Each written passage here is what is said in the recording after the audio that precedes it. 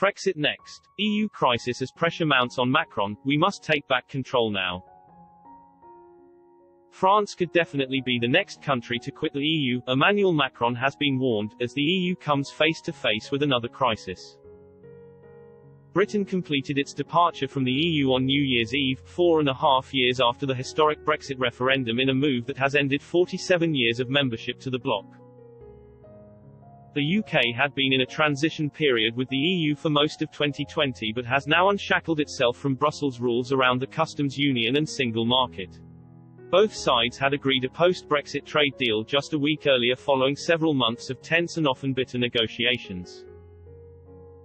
Boris Johnson has revelled in the success of Brexit, boasting how the UK has now taken back control and has remained insistent the nation will quickly flourish with its newfound powers.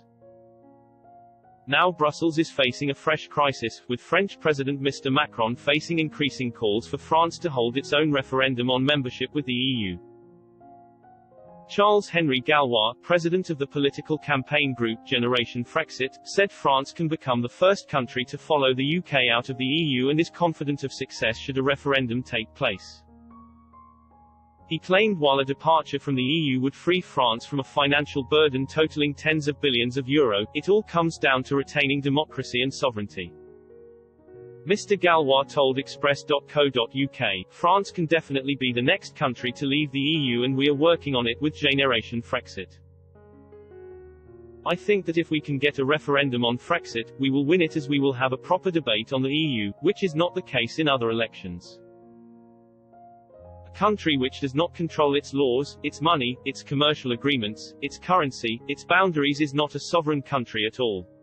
France is a great country and should take back control.